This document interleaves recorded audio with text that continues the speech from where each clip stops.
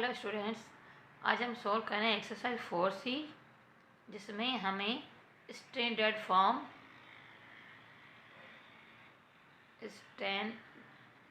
Form में values को set करना है, लिखना है। तो सबसे पहले समझते हैं कि स्टैंडर्ड फॉर्म क्या है। जब भी एक नंबर के बाद पॉइंट लगा के फिर कोई अगर हमारी वैल्यू हो और उसको मल्टीप्लाई बाय 10 और पावर्स दिए जाए, जैसे कि 23 वगैरह ऐसे कुछ पावर्स दिए जाएं, तो हम जानते हैं जैसे अगर हम इसको आम ज़बान में लिखें या जैसे आम वे में हम लिखते आ रहे हैं, अगर उस तरह हम इस चीज़ को लिखें तो ये बहुत बड़ी वैल्यू बन जाती है।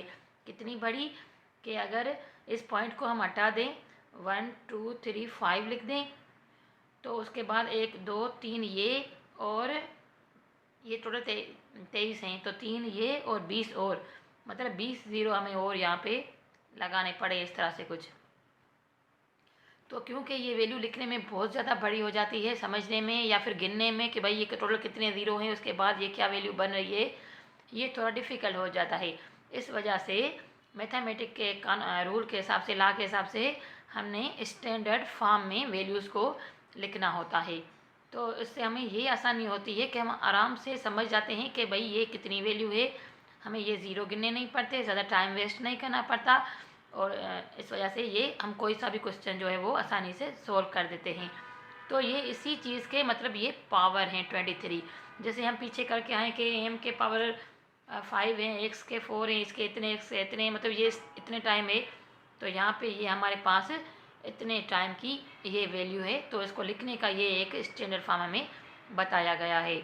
फॉर एग्ज़ाम्पल, अगर हमारे पास हमें कोई कहे कि आपने मालूम करना है कि धरती जो हमारी ज़मीन है, ज़मीन और सूरज के बीच में जो मुफासला है तो वो कितना है।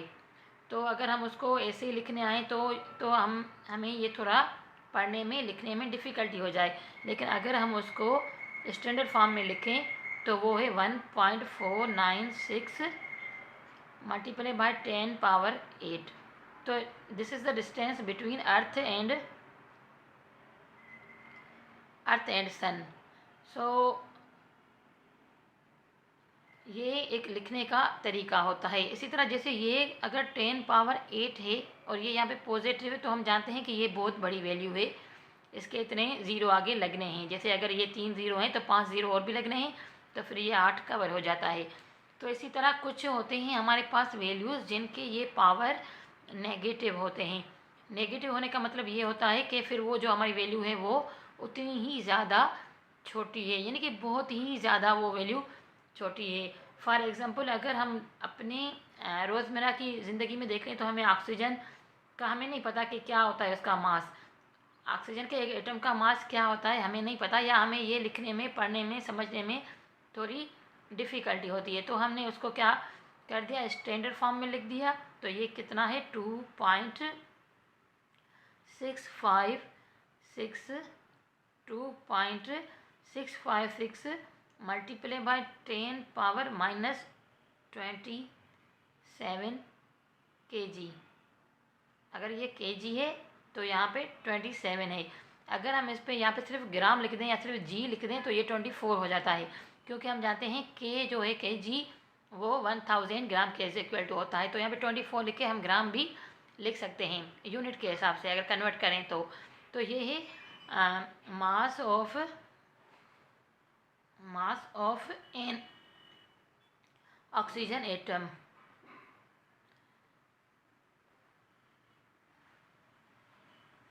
तो ये एक स्टैंडर्ड फॉर्म सिर्फ इस वजह से है कि हमें ये लिखने में, पढ़ने में और समझने में आसानी हो जाए। जिसके पावर माइनस होते हैं तो मतलब ये वैल्यू बहुत ही ज़्यादा छोटी है।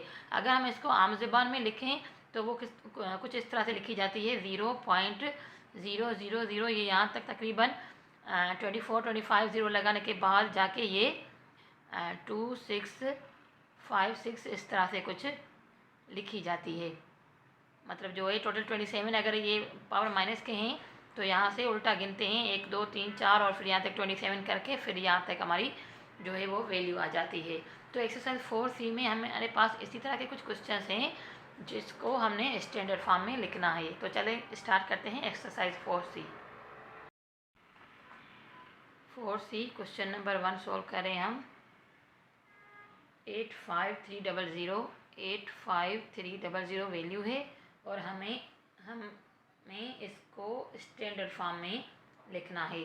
तो स्टैंडर्ड फॉर्म में जैसे बताती आ रही हूँ, 8 के बाद पॉइंट लगा देंगे और उसके बाद ये 5 और 3 ये दोनों चीज़ें हम यहाँ पे लिखेंगे। लेकिन 8 के बाद अगर हमने पॉइंट लगाई है तो बाद के अगर यहाँ पे रखते हैं तो यहाँ पे गिन लेंगे कि ये टोटल कितनी चीज़ें हैं, 1 2 3 4, यानी कि 0 को और इन डिजिट्स को भी मिलाएंगे, क्योंकि देखा जाए तो ये भी हमारे पास पावर है। जैसे ये अगर यूनिट है 10 है तो ये 100 है और ये 1000 है। तो 8.53 मल्टीप्लाई बाई 10 पावर 4, फिर ये इसका जो है स्टैंडर्ड फॉर्म हो जाता है। इसी तरह ये पार्ट अच्छा ए है।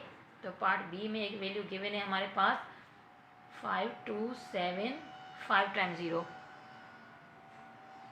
527 एंड 5 टाइम 1 2 3 4 5 टाइम्स 0।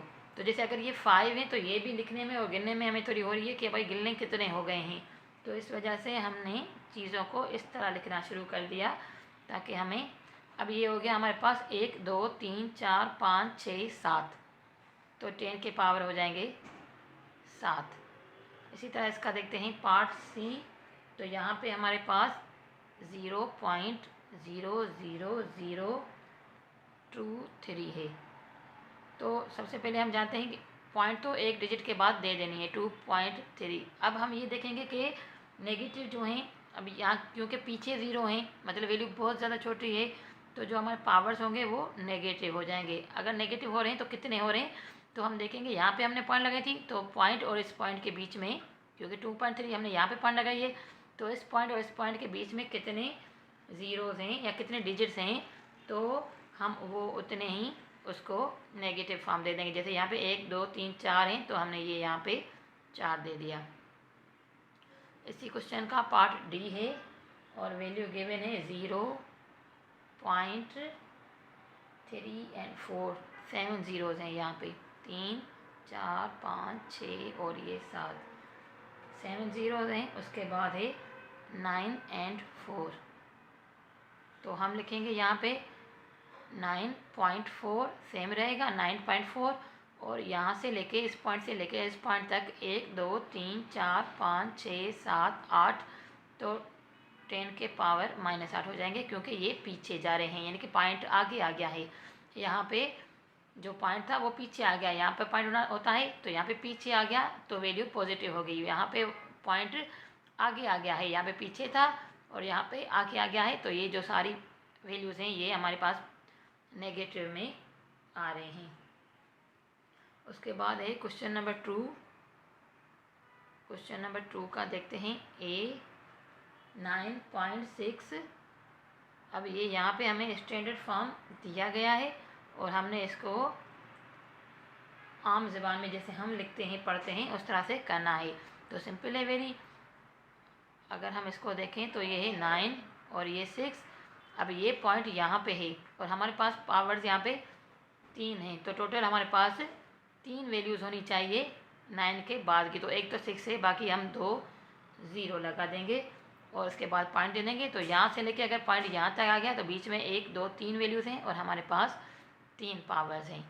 तो हम देखेंगे कि पॉइंट के बाद कितने पावर्स हैं यहाँ पे, तो उतने ही मतलब डिजिट छोड़ेंगे। उसमें अगर हमारे पास कोई डिजिट है तो वो डिजिट नोट कर लेंगे, अगर नहीं है तो उसके जगह पे हम 0 लगा देंगे। इसी तरह इसका है बी 2.8 मल्टीप्लाई बाय 10 का पावर -4, तो 2.8 है। तो सबसे पहले हम एक तो 0 लगा देंगे, 0 के बाद पॉइंट लगा देंगे। कितने लगाएंगे, यहाँ पे हमारे पास -4 हैं, तो टोटल हमारे पास 4 चीज़ें होनी चाहिए जो कि 2 के बाद हो। मतलब एक तो उसमें 2 है क्योंकि 2 के बाद पॉइंट है, तो एक तो हम 2 को गिन लेंगे क्योंकि अगर पॉइंट यहाँ आ जाता है तो एक तो ये डिजिट हो गया, बाकी भी हम 3 0 लगा देंगे। टोटल यहाँ पे 4 हैं, तो एक तो 2 हो गया, बाकी 3 जो हैं हम वो 0 लगा देंगे।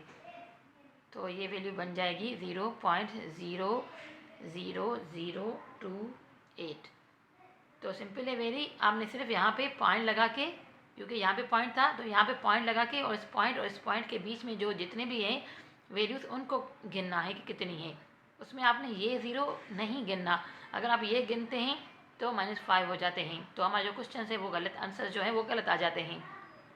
तो आपने सिर्फ पॉइंट और दूसरे पॉइंट के बीच में जितने भी हैं उतने ही, मतलब जितने यहाँ पे पावर हैं उतने ही डिजिट रखने हैं। दोनों ही पॉइंट्स के बीच में डिजिट्स उतने ही होने चाहिए जितने कि हमारे पास पावर्स गिवन हैं। तो इसका पार्ट सी है 2 पॉइंट, अच्छा सॉरी, ये जो हमने किया ये पार्ट सी रहा, बी नहीं किया हमने, ये पार्ट सॉरी सी हो गया है। तो जो बी है ये सी था, और ये जो बी है उसमें है 4 × 10 पावर 5, 4 × 10 पावर 5 है, तो 4 के आगे हमने 5 टाइम जो है वो ज़ीरो लगा देना है। 1 2 3 4 5, ये हो जाएगा इस तरह से, डी हो गया। और लास्ट में हम डी सॉल्व कर रहे हैं, तो डी है 1 × 10 पावर -6, 1 × 10 का पावर -6। तो यहाँ पे हम ये 1 सेम रखेंगे जो कि है हमारा, और उसके बाद 1 2 3 4 और ये 5 ज़ीरो दे देंगे। छठा ये खुद है 1, और 5 जो हमने है वो यहाँ पे ज़ीरो लगा दिए, और उसके बाद ये इस तरह से बन जाएगा। होप क्वेश्चन क्लियर हो गया होगा, आपका कॉन्सेप्ट क्लियर हो गया होगा। Thanks for watching, please subscribe my channel and keep watching.